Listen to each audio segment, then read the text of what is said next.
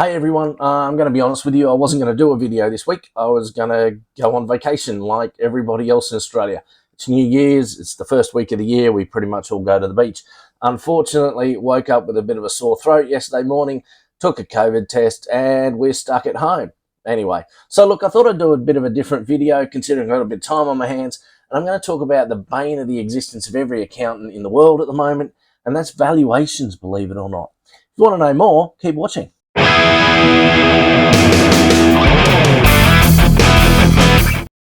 So, look, it's New Year's. Everyone's probably had a New Year's Eve party. I hope you guys had a great one. I did. I opened this lovely bottle of 1995 Pomeroy Grand Cru vintage champagne. As you can see, I've drunk the bottle, so it's no longer worth anything apart from a prop. But here it is, a 1995 3-litre bottle of Pomeroy champagne. And someone actually said to me, what's this champagne worth? And I had to kind of say, look, I genuinely don't know. I actually bought this bottle about 4 or 5 years ago. I've kept it in storage. I've cellared it. But it's very difficult to get the 1995 vintage, and it's even more difficult to get it in a 3-litre bottle. So how do we value something that's not traded on a regular basis? So guys, I mean, the first thing that most people do when they're looking for some sort of value or price is go and Google it.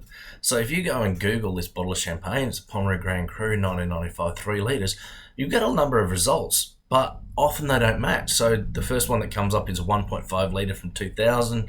Then you've got another vintage at 750 mils, a completely different type of champagne, and then the list goes on and on and on.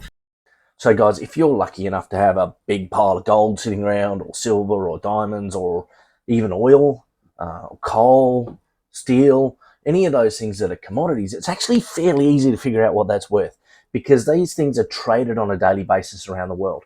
They're traded on exchanges. There's certain set purities and things like that you've got to take into account. But you can go into there, see what the last trade was, and say, hey, look, market value for my item is likely to be this, therefore my asset is worth a certain amount. The problem comes when you get an asset that's not traded regularly. So, for example, a building is unique and individual. And you might look at the other buildings in the area and say, based on previous transactions, we think it's worth about this, but you don't know until you actually go out and take that asset to market and test it and see what someone's willing to pay for it. So coming back to my lovely bottle of champagne, the reality is it's only worth what someone's willing to pay for it. Now, there might be someone out there in the world that is an absolute Pomeroy fan and this is their favourite vintage and they'd be willing to pay $5,000 for it. But if it's going to take me 12 months and cost me $4,000 to actually find that person, then is the champagne really worth $5,000?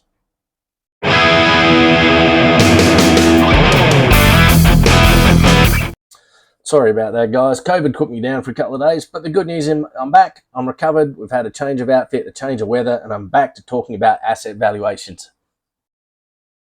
So in a traditional accounting world, we might talk about a depreciating asset. So if you buy an asset in year one, you might buy it for, say, $13,000, okay, and it has an estimated life of maybe 5 years.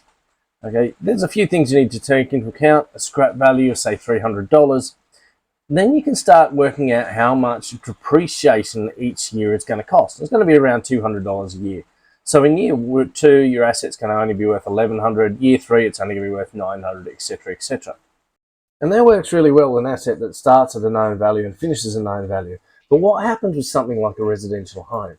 When you think about a residential home, it might start at $1 million, but in 5 years' time, it might be worth $2 million. And it may have an estimated life of 50 to 100 years. So how do you actually calculate the value after year 2 and year 3 of an asset when you don't have that information that you might need? So traditionally, accountants just held everything in its historical value. If we bought a home 10 years ago for $1 million, we valued it as $1 million. If we bought an office building for $5 million, we valued it at $5 million. There was no real way of accurately representing that value, so we just did it as a historical rate. Over time, though, this became kind of problematic, and it became obvious that a lot of companies were holding valued assets significantly lower than they were actually worth. So we brought in some international financial reporting standards and said that the asset has to be held at the greater of market value or historic value.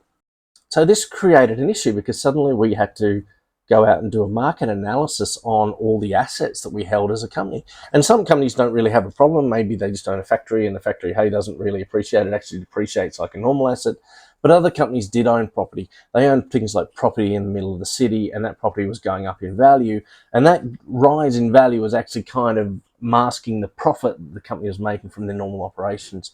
So most accountants will take any property change valuation and put it in an extraordinary item on the P&L, just kind of like put it down the bottom and say, hey, look, that's not to do with our normal operations. Don't consider that as part of our normal profit and loss. But I suppose the tricky thing is that some companies who are, say, for example, mainly involved in property speculation will say that that's our profit and loss. That's what we actually do as a job. So they'll put it in their normal operation. Now, I know I very much oversimplified this. In fact, the IFRS standard on asset valuation is 48 pages long. But really what that did is it did create a problem for accountants, and that's that our assets need to be valued at a market value or a fair value. And unless you're actually willing to put that asset on the market and sell it, it's very difficult to actually attain what that fair value is or what that market value is.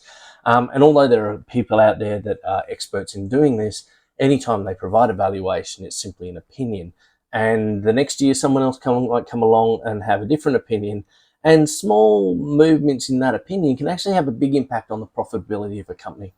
So what most accountants will do is when they're looking at valuations and the changes that are associated with those valuations, they have to record it as a profit, but they'll normally put it as an extraordinary item on the P&L, kind of below all the operation stuff, saying, hey, don't rely on this every year. It was just a market quirk this year that we had an asset valuation and our valuation went up. So I suppose to end this video is, if there is a takeaway around what I've just been talking about, it's be careful with asset valuations, because you don't know whether that's a genuine valuation from someone actually going out and testing the market, or you just think it's someone's opinion. I mean, the other thing you can do is just like me and drink your bottle of champagne, and then you don't have to worry about it at all.